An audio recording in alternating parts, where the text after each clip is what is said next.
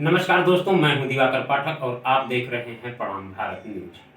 और आज हम लोग आए हुए हैं दशहरे और रामनवमी के शुभ अवसर पर माता विंध्यवासिनी के दर्शन करने के लिए विंध्याचल।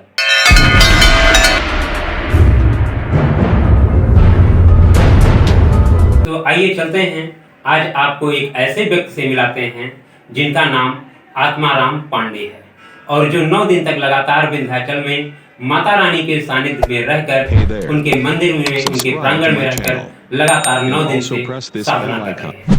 और आइए तो चलते हैं, उनसे बातचीत करते हैं और जानते हैं मंदिर की खासियत के बारे में, माता जी के मंदिर के बारे में, माँ विंध्यवासिनी के बारे में, उनकी कथाओं के बारे में।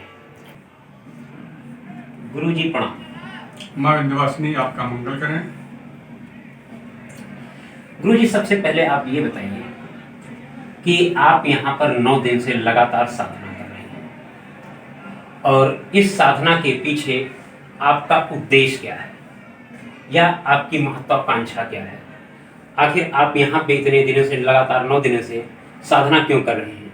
आप देवी साधना ही क्यों कर रहे हैं? देवी भागवत के 10वें स्कंध में आया है कि माँ विंध्यवासिनी का ये स्वरूप जो है, ये आदिकाल से यहाँ पे पूजन अर्चन का कार्यक्रम चल रहा है और ब्रह्मा जी के मन से स्वयं भूमनु एवं शतरूपा उत्पन्न हुई और इसके बाद में फिर दोनों ने विवाह किया।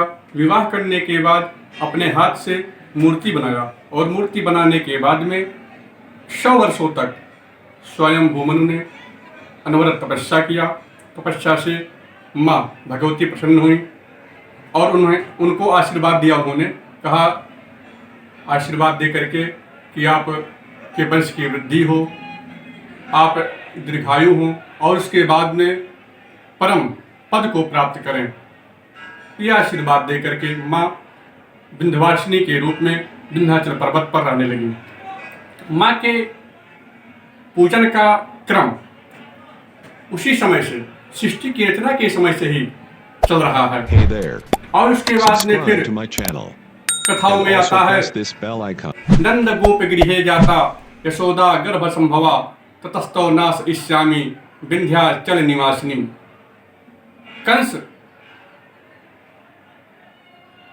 जब कन्या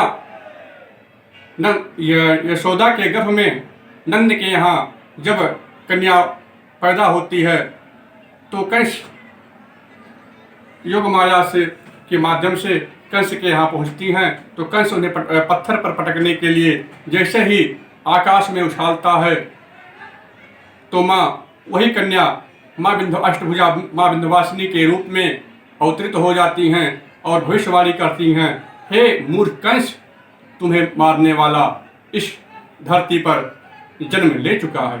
तो गुरु जी, क्या हम ये जान सकते हैं कि माँ योग माया ही माँ विंध्यवासिनी का स्वरूप है?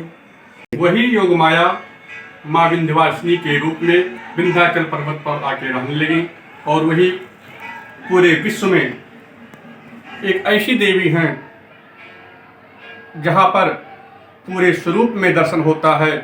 51 शक्तिपीठों में सती के चिन्हों का, अंगों का जो गिरना हुआ था, अंग जो गिरे थे, उस अंग के रूप में माँ पूजी जाती हैं। लेकिन विंध्याचल धाम ये ऐसा शक्तिपीठ है आदि काल से जो जहाँ पर माँ विंध्यवासिनी के पूरे स्वरूप का दर्शन करके हम सब लोग परम गति को प्राप्त होने के लिए यहाँ आते हैं और माँ का साधना करते हैं।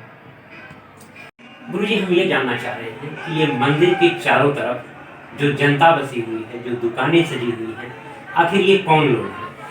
क्या ये माता जी के साथ ही यहाँ आए या बाद में यहाँ की जनता या इनके जो भक्त हैं वो यहाँ आकर बस गए? देवी भागवत के अनुसार जब महिषासुर का वध माँ करती हैं तो उसमें महिषासुर का जब अंत हो जाता है तो माँ के सामने प्रकट होकर कहता है कि माँ, आपने तो मेरा उद्धार कर दिया, लेकिन ये मेरे जो वंशज हैं ये लोग कहाँ जाएंगे?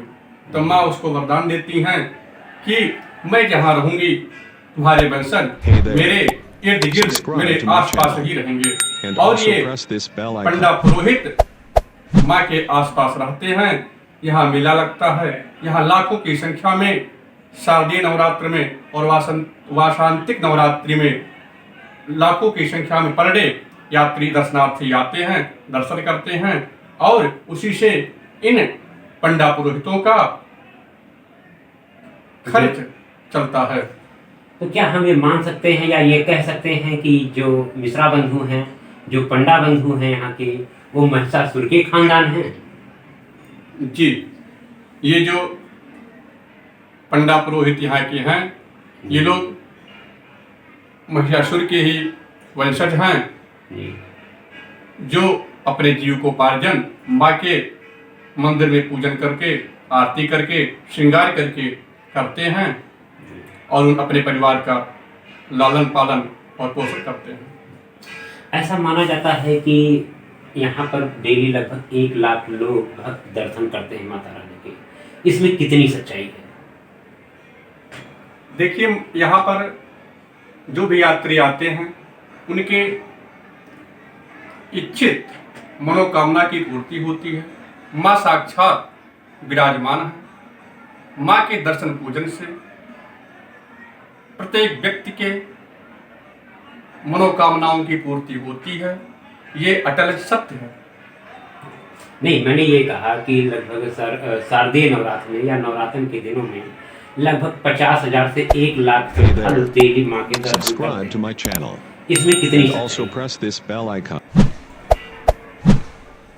शारदीय नवरात्र में या वासंतिक नवरात्रि में माँ के धाम में अन्य प्रदेशों से लोग, यहाँ तक कि पूरे विश्व में इधर उधर के लोग आते हैं और माँ के दर्शन के लिए वो लोग 9 दिन में 1 दिन, 2 दिन, 3 दिन, जिस प्रकार से जिसकी शक्ति होती है उस प्रकार से लोग यहाँ निवास करते हैं और उसके बाद में यहाँ पर रह करके त्रिकोण परिक्रमा करते हैं। माँ विंध्यवासिनी, काली खोह में माँ काली का और अष्टभुजी देवी का दर्शन करके त्रिकोण परिक्रमा करते हैं। परिक्रमा करने के बाद में आशीर्वाद लेकर के, माँ गंगा का आशीर्वाद लेकर के लोग अपने अपने निवास स्थान के लिए प्रस्थान करते हैं। ऐसा श्रद्धालु भक्तगण कहते हैं कि पंडा लोग यहाँ पे जुड़ नहीं करते हैं, चाहे हम बनारस में जाएं या विंध्याचल, मैहर जाएं या वैष्णो देवी। इस बारे में आपकी क्या राय है? देखिए, या इस बात पे आप क्या कहना चाहेंगे?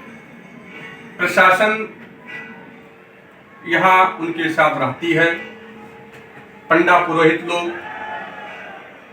अपने मन की कुछ नहीं करते हैं। यदि जो जनता यहाँ पे आती है अनुशासन हीनता करेगी, अनुशासन में नहीं रहेगी, अनुशासन भंग करेगी, तो उसके लिए पंडा समाज के जो कार्यकर्ता नियुक्त किए गए हैं वे लोग दर्शन कराने में उनका सहयोग करते हैं, प्रशासन का सहयोग करते हैं। प्रशासन का देवी दर्शन में क्या योगदान रहता है, या यहाँ पर मैं जो कि प्रबंधन कार्य है उसमें प्रशासन का क्या योगदान है? माँ के मंदिर प्रांगण में प्रशासन की तरफ से जो भी प्रशासनिक अधिकारी, सिपाही, पुलिस नियुक्त किए जाते हैं, वे लोग सच्चे मन से माँ की सेवा करते हैं और दूर दराज से आए हुए पथिकों को दर्शन कराने में सहयोग करते हैं। तो दोस्तों, आपने देखा ये हमारे थे गुरुजी, जिनका नाम आत्माराम पांडे है, जो कि देवी साधक भी हैं और एक बहुत बड़े ज्योतिषाचार्य भी हैं। तो हमने अपने वीडियो के माध्यम से माँ विंध्यवासिनी के आप लोगों को दर्शन कराए और यहाँ के प्रशासन और पंडा पुरोहितों के बारे में और गंगा तीर्थों के बारे में, गंगा तट के बारे में आपको जानकारी दी। अगर आपको हमारी वीडियो पसंद आए तो लाइक और शेयर और कमेंट्स जरूर करें। धन्यवाद।